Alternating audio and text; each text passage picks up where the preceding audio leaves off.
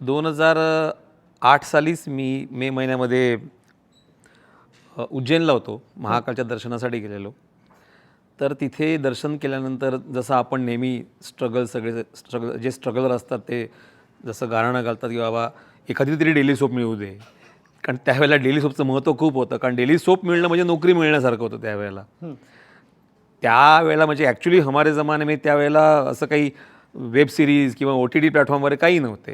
त्यामुळे आपलं मेन साधन होतं टी व्हीवरचं डेली सोप. त्याच्यामुळे तुम्हाला हमखास मिळाल्यानंतर हमखास चांगले पैसे मिळणार.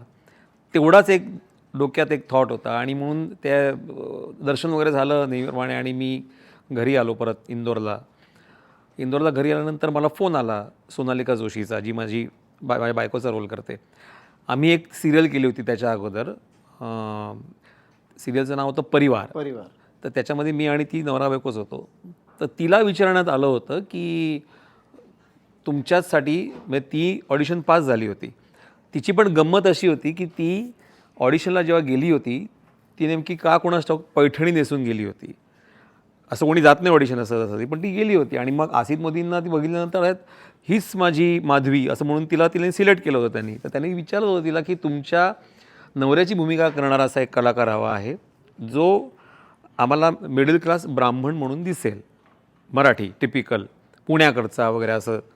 तर नुकतीच आमची सिरियल संपलेली होती, पण तिला माझं नाव आठवायच्या आधी पुष्कर श्रोत्रीचं नाव आठवलं होतं. पुष्कर श्रोत्रीने नाही सांगितलं. मग शैलेश दातारचं नाव आठवलं होतं. शैलेश दातार त्यावेळेला बिझी होता. त्यामुळे मी या दोघांचे आभार मानतो की त्यांनी नाही सांगितलं होतं.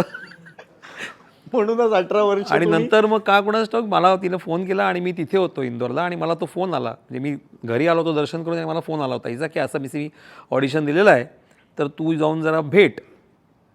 तर मी आयुष्यात पहिल्यांदा स्वतःच्या पदरचे पैसे खर्च करून विमानाचं तिकीट काढलं होतं त्यावेळेला, जे खूप महाग होतं त्यावेळेला. पण तरी मी ते तिकीट काढलं आणि मी इंदोरवरून मुंबईला उतरलो आणि मुंबईला त्यांचं अगदी पारजाला समोरच त्यांचं ऑफिस होतं, एअरपोर्टच्या समोरच. तिकडे जाऊन आसिफ भाईंना भेटलो आणि तेव्हा मला आठवलं की या ऑफिसमध्ये मी येऊन आधी स्ट्रगल करून गेलेलो आहे, टिपिकल माझे फोटो वगैरे देऊन गेलेलो आहे, ते मला आठवलं होतं. मग ते मला बोलले की धर्मेश मेहता म्हणून आमचे त्यावेळेला डिरेक्टर होते, ते कांदिवलीमध्ये सेट लागला आहे आमचा, तिकडे जाऊन तुम्ही ऑडिशन द्या. मी जाऊन ऑडिशन दिली. मला त्यांनी दिलं होतं सगळं वाचायला की सोसायटीचा सेक्रेटरी आहे आणि मला असं ब्रीफ केलं होतं की तो खूपच प्रिन्सिपलवाला माणूस आहे, त्याला खूप अभिमान आहे सेक्रेटरी असल्याचा. त्यामुळे मी तिथे बोलता मैं गोकुलधाम सोसायटी का एकमेव सेक्रेटरी माझी ॲडिशन होती त्यावेळेला तिथे. आणि ती त्यांना इतकी आवडली की ते बोलले की हे तुम्ही कंटिन्यू ठेवा. आणि त्यावेळेला आसिफ मोदी बोलले की मला माझा भिडे मिळाला. तर ती माझ्यासाठी खूप मोठी गोष्ट होती आणि तसा तो प्रवास सुरू झाला. मग आता हे पात्र जेव्हा शूटिंगला सुरू झाली तेव्हा हे आपलं पहिलं दडपण असतं ना की अरे कशा पद्धतीने परफॉर्म करायचं. बरोबर आहे की अरे हे चांगलं जाईल की नाही काय.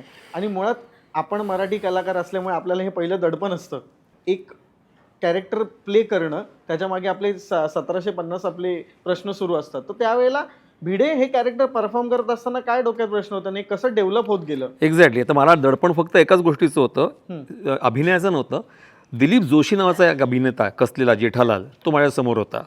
म्हणजे तो प्रोटॅगनिस्ट आणि मी अँटिगॉनिस्ट असे त्याचे, तो मेन आणि आमचं दोघांचं कॉन्फ्लिक्ट होत राहणार आहे हे असं त्यांनी मला ब्रीफ दिला होता.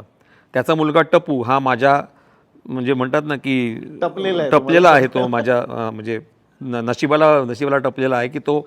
आणि तो आणि सोनू माझी मुलगी झाली आहे, ते बेस्ट फ्रेंड आहेत आणि मला टपू हा अजिबात आवडत नाही. हे सगळं ब्रीफ दिल्यानंतर मला थोडंसं असं की बाबा मी ते कसं परफॉर्म करायचं आहे. बरं, सोसायटीचा सेक्रेटरी आहे तो. सेक्रेटरी हा जॉब ऑनररी असतो, त्याला काही पेमेंट मिळत नाही, पण तो तरीसुद्धा खूप इमानदारीने तो जॉब करतो, ते सगळ्या गोष्टी करतो. आणि जेठालाल हा तेवढाच म्हणतात ना की बिलकुल पण शिस्त नाही त्या मला अजिबात, असा तो माणूस. तर ते मला त्यांनी ब्रीफ दिलं होतं की तुम्हाला तो तसा परफॉर्म करायचा आहे. सुरुवातीला थोडेसे कालावधी गेला कॅरेक्टर समजायला. तारक मेहताजी म्हणून जे आहेत आमचे ओरिजिनल रायटर अहमदाबादचे, ते पण बोलले की यार त्याच्यामध्ये ओरिजिनल तारक मेहतामध्ये हिम्मतलाल मास्तर म्हणून ते कॅरेक्टर होतं, जे त्यांनी भिडे मास्तर म्हणून केलं. तर ते बोलले की यार मुझे ये थोडासा जम नहीं रहा है, समझ नहीं रहा है. ते तारक मेहता आसिफ मोदींना बोलले होते. ते आसिफ मोदींनी मला निरोप दिला होता की असं त्यांना वाटतंय, तर अजून काहीतरी करूया आपण, थोडंसं काहीतरी वर्कआउट करायला लागेल. मग ते हळूहळू करता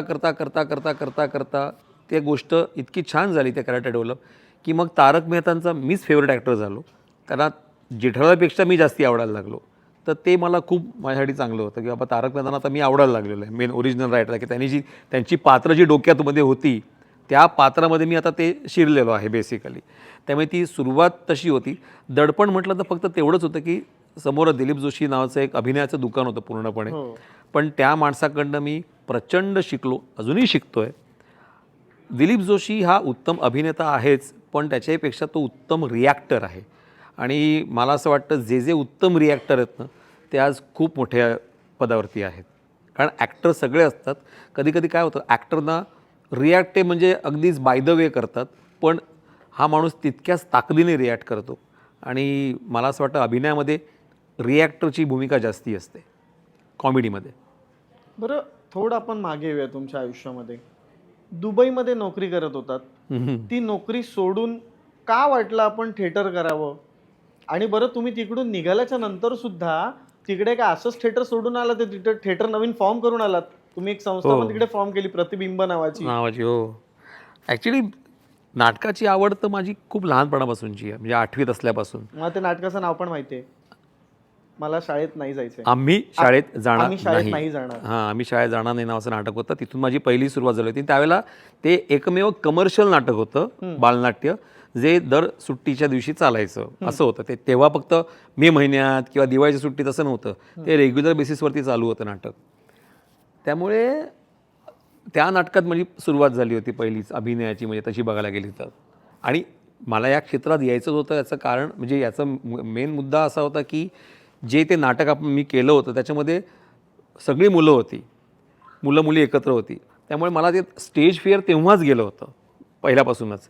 आणि नंतर ते डोक्यात होतं की बाबा नाही आपल्याला कलाकार बनायचं आहे. मग नंतर आपण टिपिकल मिडल क्लासमध्ये असतो, त्यामुळे आपण आधी शिक्षणावरती लक्ष केंद्रित करतो. मग आपण चांगला जॉब बघ आधी. मग त्यावेळेला असं होतं ना की पहिले जॉब कर, मग बाकीचं काय ते कर, असं ते त्यावेळेला होतं. आणि त्यावेळेला बँकेत नोकरी करणारी माणसं होती, BSTमध्ये नोकरी करणारी माणसं होती, जी आपला नोकरी सांभाळून अभिनय करायची.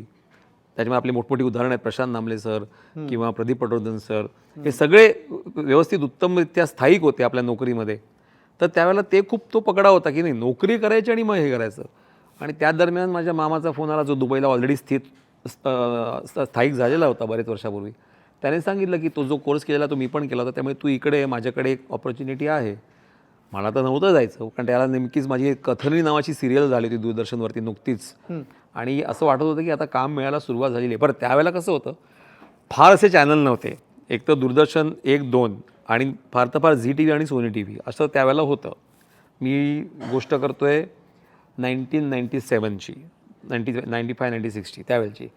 त्यामुळे असं वाटत होतं की आता आपल्याला एखादं कमर्शियल नाटक मिळालं की आपण आपलं करिअर सेट, मग आपल्याला पुढे जायचं आहे, आपल्याला करायचं आहे. पण तो जॉबची ऑपॉर्च्युनिटी आली म्हटल्यावरती म्हटलं नाही, थोडीशी जबाबदारी आहे तर आपण तिथे जाणं गरजेचं आहे. मग ते तिथे गेलो. मग तिथे गेल्यानंतर बरं, नाटकाचा जो किडा असतो तो काय स्वस्त बसू देत नाही. त्यामुळे मग तिथे माझ्यासारखे अजून जे कोणी होते त्याने आम्ही एकत्र आलो. प्रतिबिंब नावाचा ग्रुप आम्ही स्थापन केला. मग त्याच्या नावाखाली आम्ही तिथे 3-4 हिंदी अशी नाटकं केली. त्याच्यामध्ये आम्ही जिथे आम्हाला संधी मिळायची तिथे आम्ही जाऊन परफॉर्म करायचो.